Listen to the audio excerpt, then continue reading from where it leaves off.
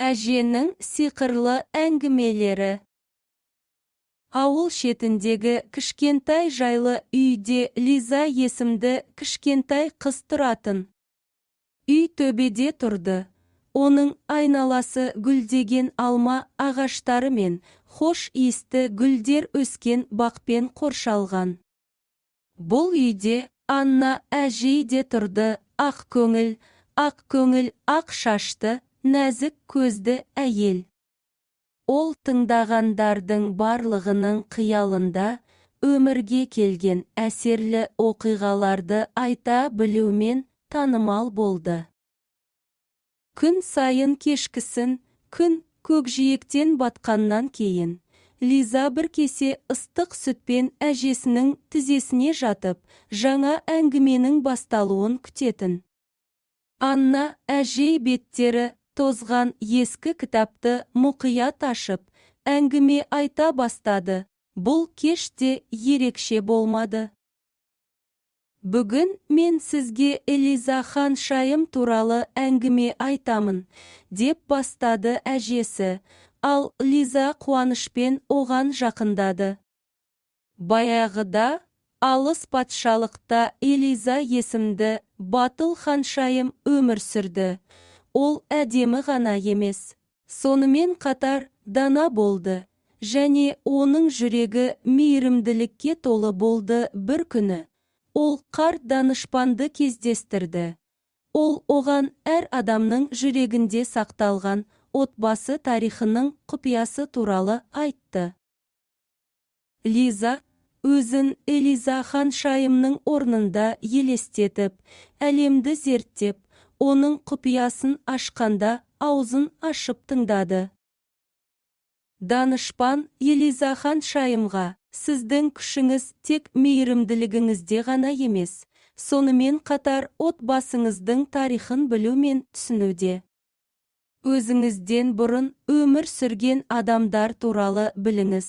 Сонда, сіз өткенмен байланыстыратын көрінбейтін жіптерді ашасыз.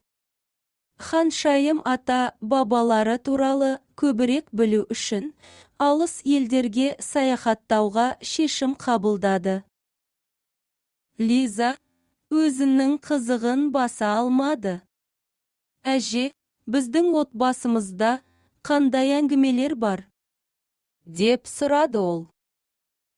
Анна әжесі күлімсіреп, немересінің басынан сипады. Ой, бізде көп әңгіме бар, қымбаттым. Солардың бірін айтайын. Менің әжем де, сенің үлкен әжең де керемет әйел болған. Оның есімі София болатын.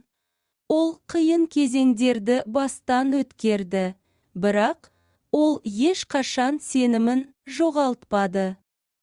Және ол әрқашан ең күшті адамдар тыңдауды және әңгімелеуді білетіндер деп үміттенеді, өйткені оларда ұрпақтар даналығы бар. Лиза әр сөзін тыңдап, ерліктері мен сынақтары оның мінезін шыңдаған үлкен әжесі Софияны, күшті және дана әйелді елестететін.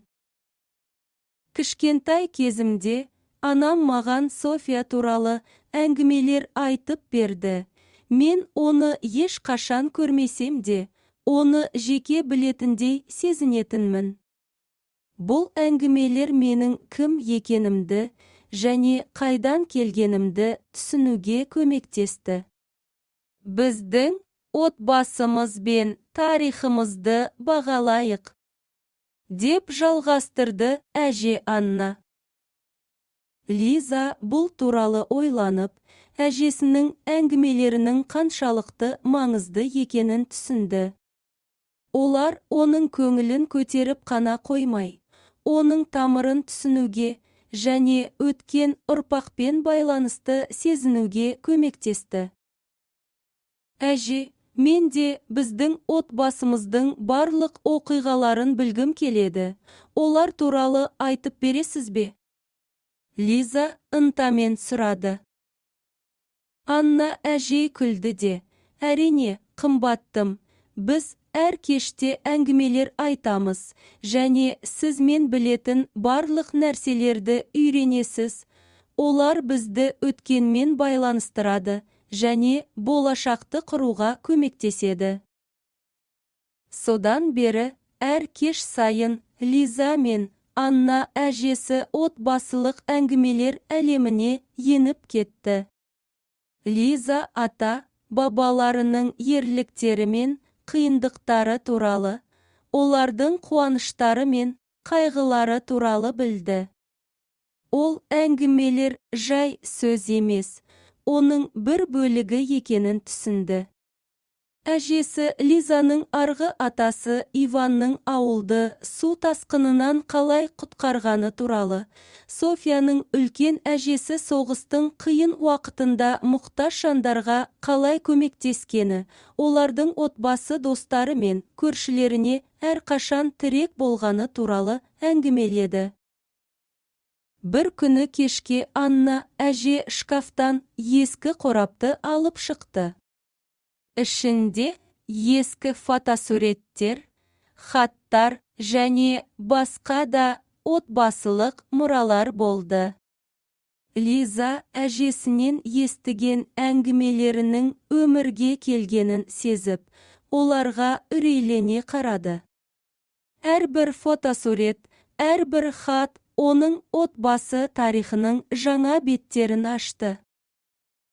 Бұл сурет, деді әже, ескі ақ-қара фотосуретті көрсетіп, ата, әжелеріңіздің үйлену тойында түсірілген.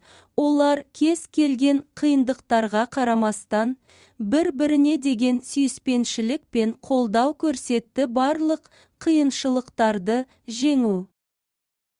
Лиза суретке таңдана қарады. Ол бұл адамдармен, тіпті оларды ешқашан кездестірмеген болса да, терең байланысты сезінді. Олардың күші мен даналығы әжесінің әңгімелері арқылы өзіне берілгенін түсінді.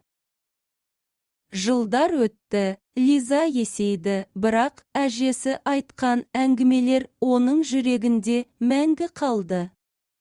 Ол әңгімелердің ұрпаққа жалғасып, келе жатқан баға жетпес мұра екенін түсінді. Лиза отбасылық әңгімелерді сақтаушы болды, және оларды өткенмен байланыстыратын тірі жіпті сақтай отырып, балалары мен немерелеріне айтып берді. Осылайша, ауыл шетіндегі жайлы үйде талай жыл бұрын басталған дәстүр жалғасын тапты. Анна әжейдің әңгімелері отбасының, тарихтың және сөздің құдіреттілігін еске түсіріп, тыңдағандардың барлығының жүрегінде өмір сүрді. Сиқырлы орман тағы да барлығының қолдауы мен көмегін таба алатын орынға айналды. Ал Сер Кашнуцидің ерліктері туралы әңгімелер жаңа ұрпақты игі істер мен батыл істерге шабыттандырды.